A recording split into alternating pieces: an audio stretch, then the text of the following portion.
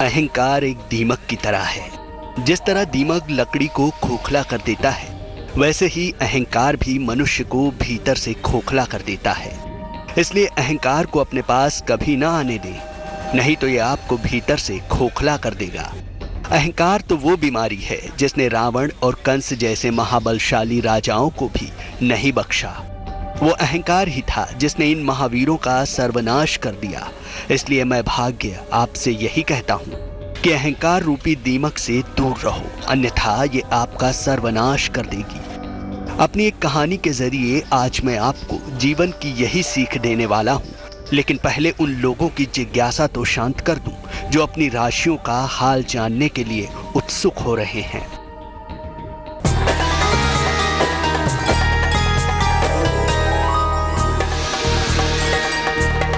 पंडित शैलेंद्र पांडे की सलाह मेष राशि वालों के लिए। शिक्षा में सुधार होगा, जीवन साथी का सहयोग मिलेगा, संतान के साथ तालमेल पर ध्यान दें। शुभ रंग पीला, भाग्य प्रतिशत 75।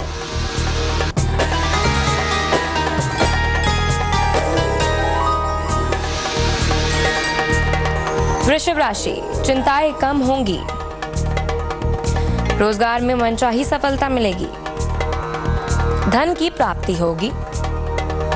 शुभ रंग आसमानी, भाग्य प्रतिशत 74।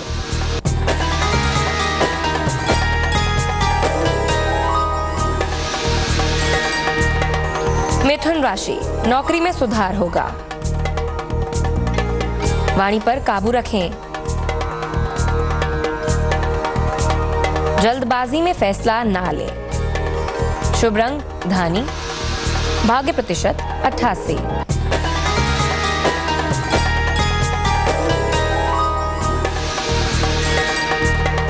कर्क राशि, सेहत का ध्यान रखें, क्रोध पर काबू रखें, वाहन दुर्घटना से बचें। शुभ रंग लाल, भाग्य प्रतिशत 50।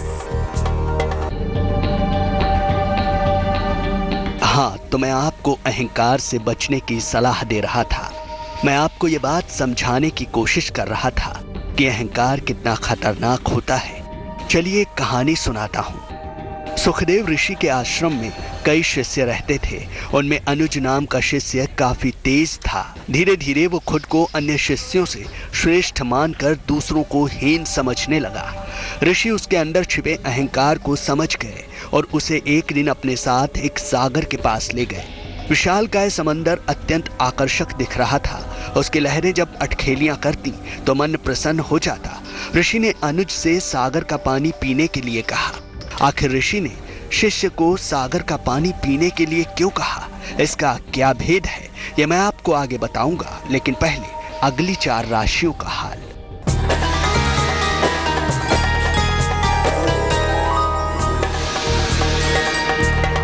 सिंह राशि, अतिथि का आगमन होगा, धन की प्राप्ति होगी, मान सम्मान मिलेगा। शुभ रंग भूरा, भाग्य प्रतिशत 90।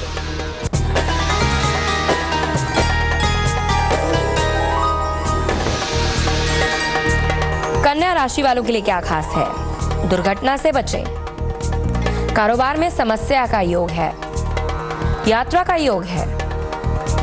शुभ रंग हरा, भाग्य प्रतिशत 40।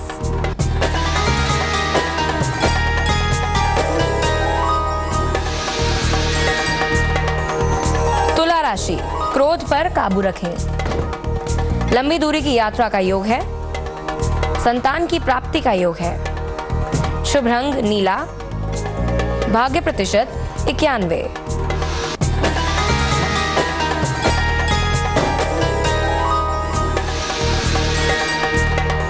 वृश्चिक राशि, वैवाहिक संबंधों में बाधा आ सकती है, रुका हुआ धन मिलेगा, फिलहाल यात्रा ना करें। शुभ रंग सुनहरा, भाग्य प्रतिशत 73। राशिफल से पहले मैं आपको एक कहानी सुना रहा था जिसमें एक शिष्य के अहंकार को दूर करने के लिए ऋषि उसे सागर के पास ले गए और उसका जल पीने के लिए कहा। शिष्य का नाम अनुज था। अनुज ने जैसे ही सागर का पानी मुंह में डाला, उसने अजीब सा मुंह बनाकर पानी बाहर फेंक दिया और बोला, गुरुजी ये पानी तो खारा है, मेरे मुंह का स्वाद कसैला हो गया। ऋषि उसकी बात सुनकर मुस्कुराए। वो उसे अपने साथ लेकर आगे बढ़ रहे थे। आगे एक छोटी सी नदी आई। नदी का जल शांत था। ऋषि ने अनुज से नदी का पानी पीने के लिए कहा। अनुज ने जैसे ही जल मुंह में डाला, उसके मन को अत्यंत तृप्ति मिली। वो बोला, गुरुजी नदी के जल ने मुंह का स्वाद बढ़ा दिया। आखिर ऋषि इन सब से साबित क्या करना चाहते थे, बताऊंगा, लेकिन पहले अंतिम 4 राशियों का राशिफल।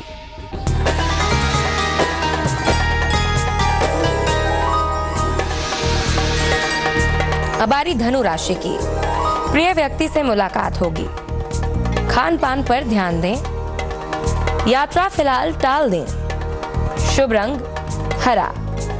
भाग्य प्रतिशत 49।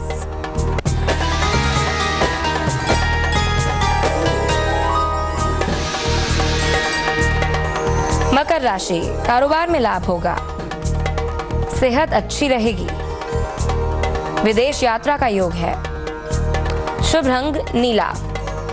भाग्य प्रतिशत 67।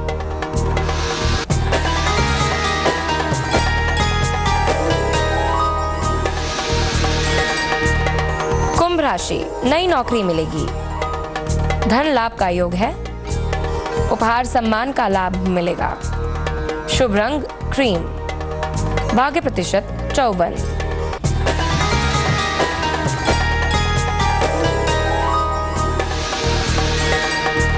अब बारी मीन राशि की। संपत्ति के विवाद हल होंगे। आर्थिक लाभ होगा। मनोरंजक यात्रा का योग है। शुभ रंग ग्रे। भाग्य प्रतिशत 87। राशियों के पहले मैं आपको एक कहानी सुना रहा था। एक ऋषि अपने शिष्य अनुज को पहले सागर के किनारे ले गए और उसका पानी पीने के लिए कहा।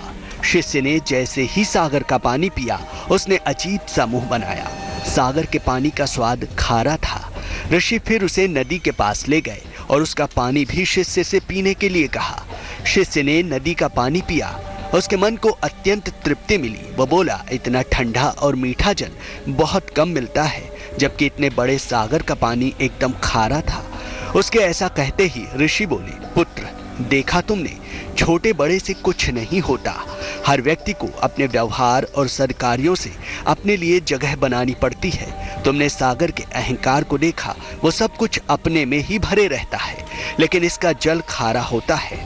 जबकि छोटी सी नदी जो पाती है, उसका अधिकांश बांट देती है, इसलिए उसके जल में मिठास है। व्यक्ति को बड़े होने पर भी अहंकार को अपने पास नहीं फटकने देना चाहिए, अन्यथा उसका हाल भी सागर की तरह ही होता है। मेरे विचार में तुम मेरी बातों का अर्थ अच्छी तरह समझ गए होगे। अनुज को अपनी गलती का एहसास हो गया। उसने अपने भीतर से अपना अहम निकाल फेंका। उम्मीद है आज की कहानी का मर्म आप भी समझ पाए होंगे। अब मैं चलता हूँ, कल फिर आऊंगा आपसे मिलने एक नई कहानी और एक नई सीख के साथ। अलविदा।